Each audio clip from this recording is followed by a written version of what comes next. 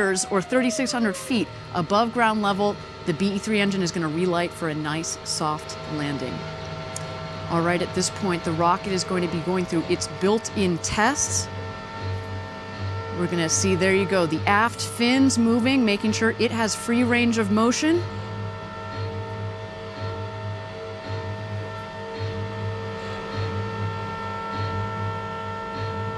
Shortly here, we're going to see the BE-3 engine gimbal.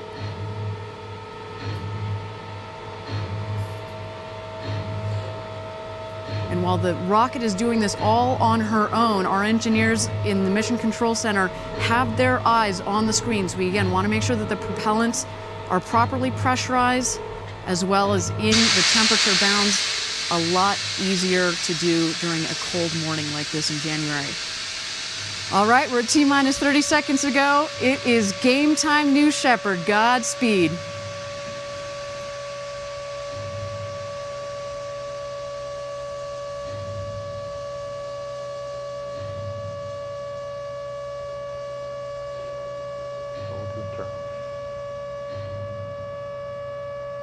T-minus 10, 9, 8, 7, 6, 5, 4. Command engine start. 2, 1.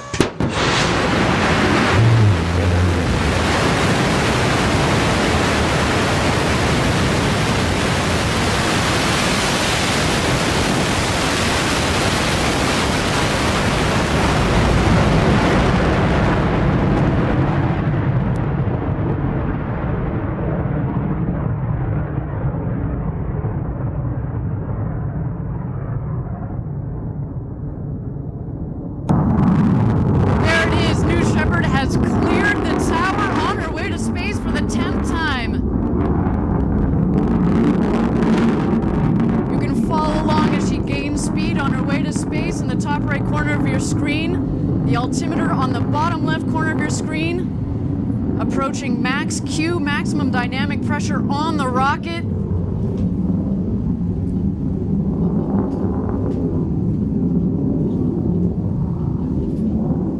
Max Q confirmed. She continues to punch her way to space. A beautiful burn on that BE-3 engine.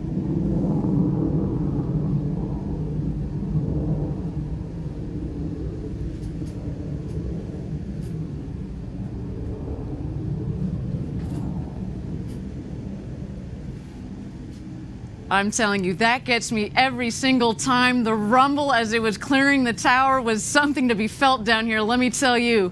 All right, we are continuing our climb to space. Our next highlight is going to be main engine cutoff. But at this point, our New Shepard payloads are inside the capsule. They're starting to feel those Gs. They're going to come on gradually. We're going to max at about 3 Gs on ascent, and then maybe counterintuitive to some, the max Gs that the payloads are going to feel are about 5, just momentarily as the capsule comes in back into the atmosphere.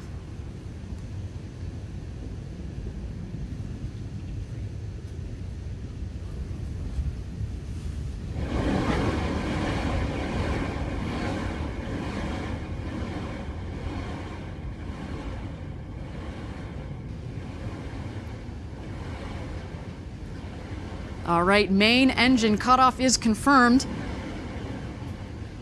While the speed is declining, you'll notice, of course, that the rocket and the capsule are continuing its ascent to space. We're coming up shortly on separation. That is when the capsule is going to separate from the booster. There it is. Separation is confirmed. At this point, if you were an astronaut on board, this is when you're going to start to feel that weightlessness. We're going to let you unbuckle. I know I'd be doing my somersaults in there before taking in those spectacular views out of the world's largest windows that have ever been to space. 300,000 feet. There you see the 2 distinct craft in your screen.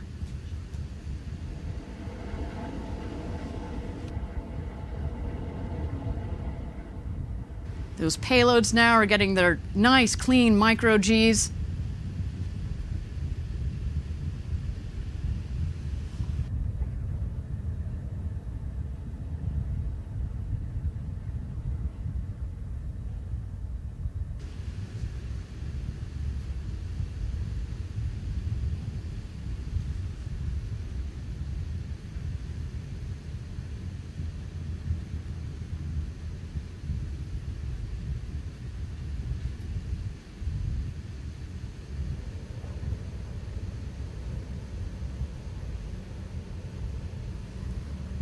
We have crossed the 350,000 foot mark, which is what we were aiming for.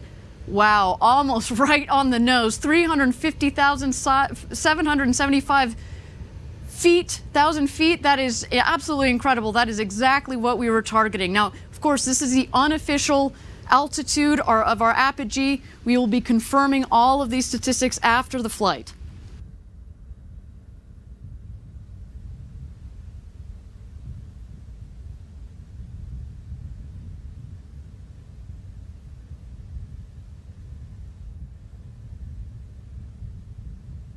All right, both craft are heading back home. You can see the booster is gaining speed.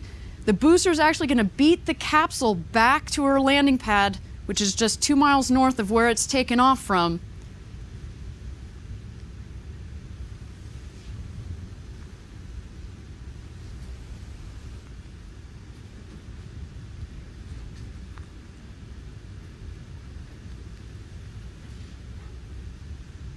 You see the booster on the right, the capsule on the left.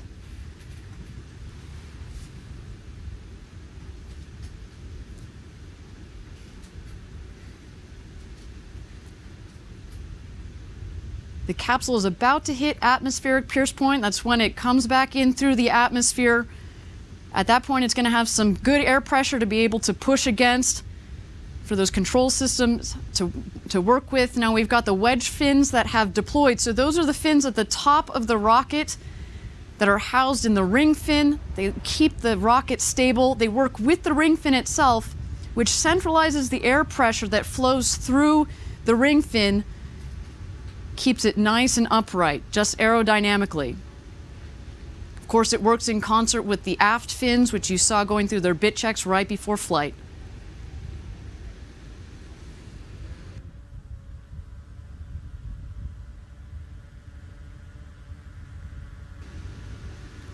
Thank you again, everybody, for joining us live for this 10th mission of the New Shepard test program. Everything looking nominal in flight so far.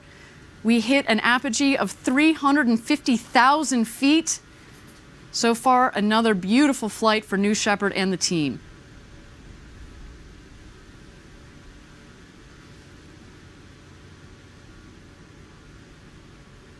Next here, we're looking for the drag brakes to deploy.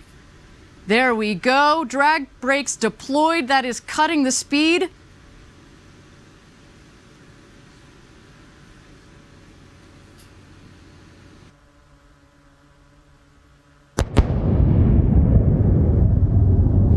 I can see New Shepard right over my shoulder. She is coming in. Boom! There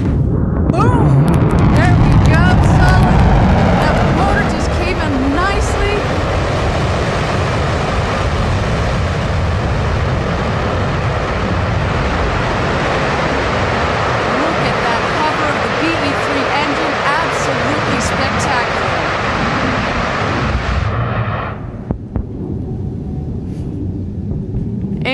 Touchdown. Welcome home, New Shepard. Wow, absolutely spectacular flight. That is the 4th mission to space and back for that rocket. That, everybody, is a reusable rocket. Absolutely beautiful. Incredible. All right, the show is not over. We're going to wait for the crew capsule to come home. No crew in it today. We've got 8 NASA payloads that have just had 3 to 4 minutes of some really clean micro Gs. But if you were an astronaut, can you imagine the views out of those windows after getting your own time to float in space? There go the drogues. Those are the guide parachutes. We're now waiting for the mains. A little bit of coning. That's all right. Those mains should take care of that.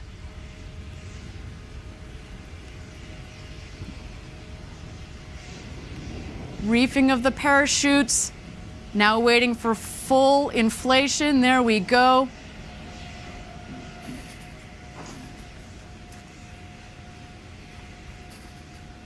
Absolutely beautiful. A nice steady descent, 15, 16 miles an hour.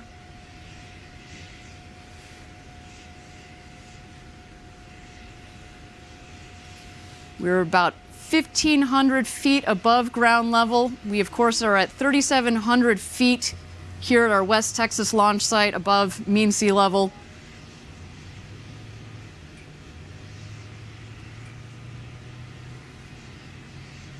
Capsule coming back into our valley here in West Texas.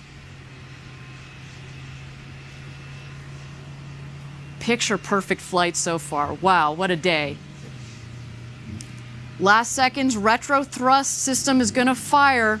Just in the last milliseconds, that is. It's going to kick up the dust down here, but it provides a nice air cushion for all of those payloads on board today.